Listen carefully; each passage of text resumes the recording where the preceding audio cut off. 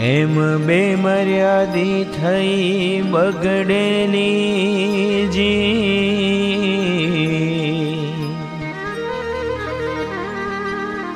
ભક્તિ ન કરવી મર્યાદા મેલી જી, એ તો પરઠણ કરી છે જો પેલી જી,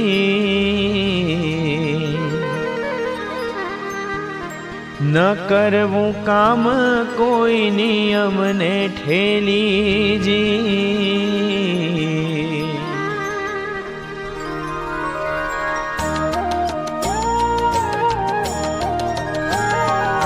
ઠેલી નિયમને કામ ન કરવું મર હોય લાભ જો લાખનો, તોય લલચાવીએ નહીં લેશ મનને, જાણીએ વાળો કાખનો,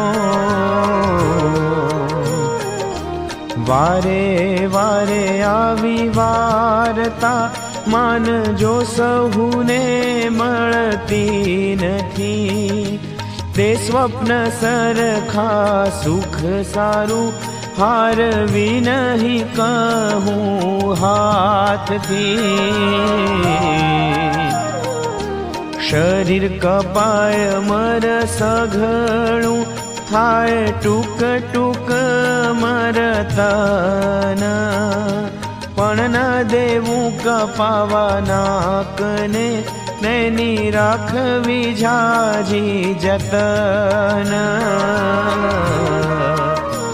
જેમ શૂરવીરને સંગ્રામમાં લાગે ઘટમાં ઘાવ કંઈ, પણ ભાગતા વાગે પૂઠે ભલકું, જાણો એ જેવું બીજું ભૂંડું નહીં, એમ ભક્ત થયો ભગવાનનો, પણ રહ્યો તે દેહનો જ દાસ, કુળ લજાવ્યું છે કેસરીએ, જે ખાવા લાગ્યો મુખે ઘાસ, ઘરની ગોલીનો ગોલો થયો, રહ્યો હાથ જોડીને હજુર, રાત દિવસ રાજી રાખવા, અતિ આંખે પર રાખે છે ઉર, એવો ભક્ત ભગવાનને કહો રાજી કરી કેમ શકે, નિષ્કુળાનંદ કે નાદાર નર, ચડ્યો શરીરના સુખને ધકે.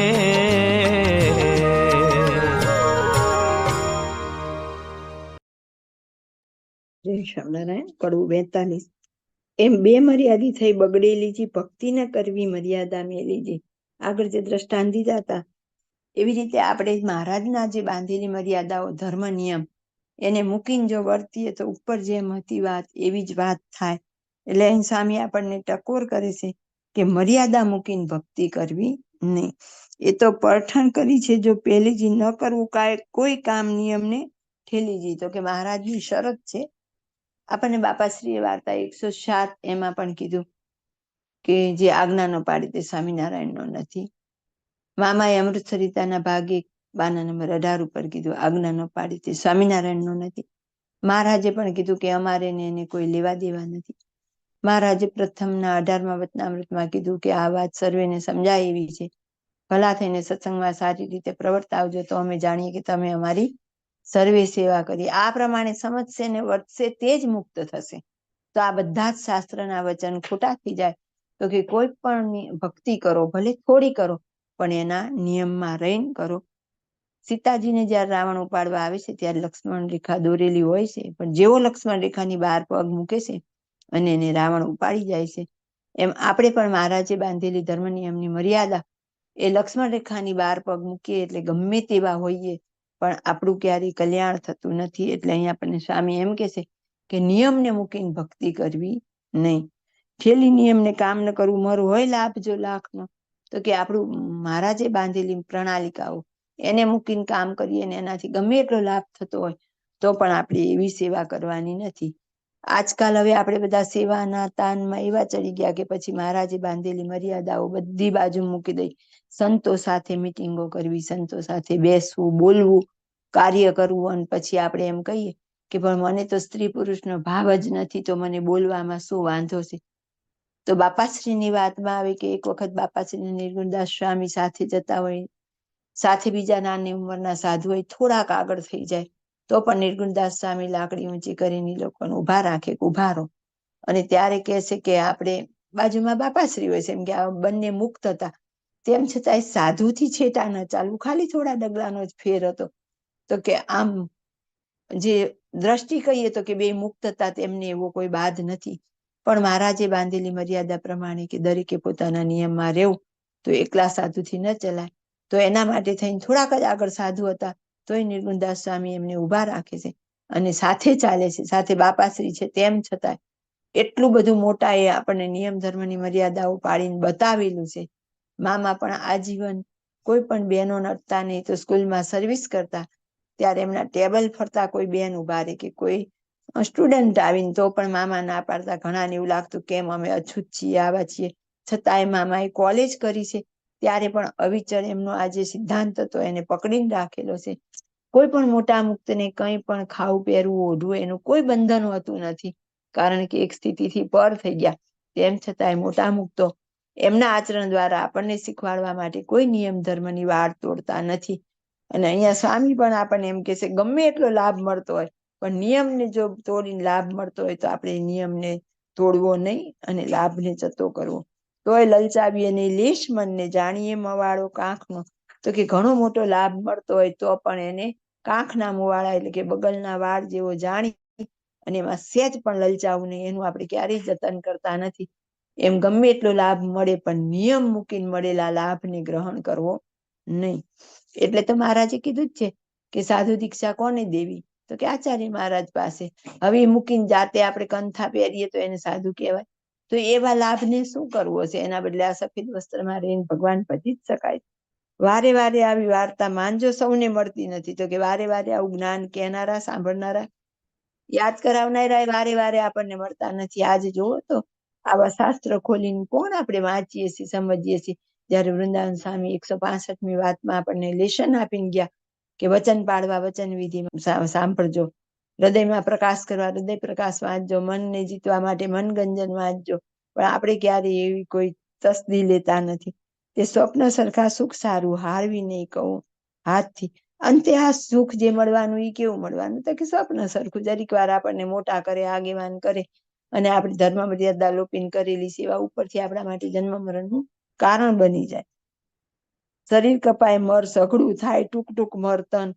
તો કે આખું શરીર કપાઈ જાય, કદાચ આખું શરીર ટુકડા ટુકડા થઈ જાય, પણ ન દેવું કપાવા નાકને, તેની રાખવી જાજી જતન. તો કે મહારાજે બાંધેલી મર્યાદામાં રહી અને જે આપણી ઇજ્જત છે, જે આપણે સ્વામિનારાયણના કહેવાઈએ છીએ, કારણ કે આપણને પંચવર્તમાનની આજ્ઞામાં નથી, તો મામાએ, બાપાએ, મહારાજે બધાએ આપણને એમ કહી દીધું તો એ સ્વામિનારાયણના છે જ નહીં. તો કે એવી નાક કપાય એવી ભક્તિ કરવી નહીં. જેમ સુરવીરને સંગ્રામમાં લાગે ઘટમાં ઘાવ કંઈ, પણ ભાગતા વાગે પૂઠે ભલકું જાણો એ જેવું બીજું ભૂંડું નહીં.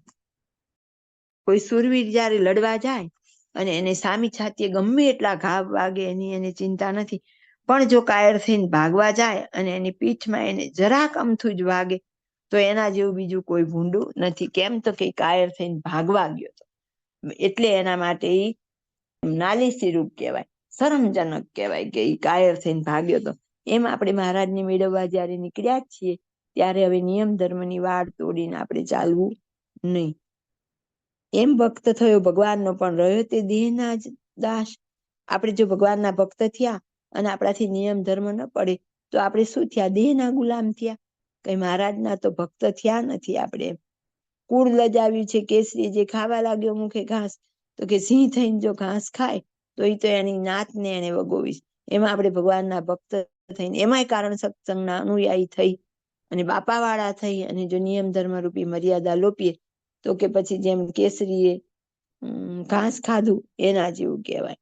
સ્વામીને એમ થાય કે હું કેમ એ કરીને જીવને સમજાવી દઉં. એટલે બાપાશ્રી આપણને એમ કીધું કે ન માને એને ધમકાવીને કેવું, મામાએ એમ કીધું કે ન માને એને સમજાવીને કેવું, હાથ જોડીને પણ આજ્ઞા પડાવી. મામાએ એમ ન કીધું હાથ જોડીને તમે એને ધ્યાન કરાવજો, હાથ જોડીને ઉપાસના શુદ્ધ કરાવજો, પણ મામાએ એક જ માં હાથ જોડવાના કીધા, આજ્ઞા પાડવામાં. એમાં અહીંયા એમ કે છે, ઘરની ગોલીનો ગોલો થયો રહ્યો હાથ જોડીને હજુ. ઘરની ગોલી એટલે આપણે આમ ચાકર કહીએ, પણ આપણા દેહના ચાકર ઇન્દ્રિયો, તો કે આપણે ઇન્દ્રિયોના ગુલામ થઈ ગયા. ગોલો એટલે દાસ, તો કે આપણે ઇન્દ્રિયના ગુલામ થઈ ગયા. અને ઇન્દ્રિયો માંગે એ બધું આપવા માટે હાથ જોડીને હાજર રહીએ, એટલે કે જીવ એવો નાદાર થઈ ગયો. રાત દિવસ રાજી રાખવા હતી આખેપ રાખે છે એવું. તો રાત દિવસ આપણી ઇન્દ્રિયોને રાજી રાખવાનો જ આપણે તો ધંધો કરીએ છીએ. મન કે આમ ફરવા જવું છે, ને જીભ કે મારે આ ખાવું છે, ને હાથ કે મારે આ કામ કરવું છે, એને જ બધાને રાજી રાખવાને એમાં જીવ રાજા છે પણ નાદાર થઈ ગયો છે. એવો ભક્ત ભગવાનને કહો રાજી કરી શકે કેમ શકે? તો કે આવો કાયર ભક્ત હોય ઈસુ મહારાજને પ્રસન્ન કરી શકે? નિષ્કુળાનંદ કે નાદાર નર ચડ્યો શરીરના સુખને ધક્કે. તો કે એને તો શરીરનું સુખ જ જોઈએ છે, તો ભગવાનનો ભક્ત ક્યાંથી? બાપાશ્રી આપણને એમ કે છે કે ભગોડી ભેંસનું દૂધ સારું એવું રહે ત્યાં સુધી મૂર્તિ મળે નહીં. કેટલી મોટી વાત કહી દીધી કે એક ખાલી આટલું હોય ત્યાં સુધી તો હજી મૂર્તિ મળે નહીં. તો આપણને તો હજી કેટલું અંદર છે, તોય આપણે એ વિચાર કરતા નથી. સ્વામી આપણને ટકોર કરે છે, જ્યાં સુધી આપણે શરીરના સુખને ઈચ્છશું ત્યાં સુધી હજી આપણે મૂર્તિ સુધી પહોંચી શકશું નહીં. જય સ્વામિનારાયણ.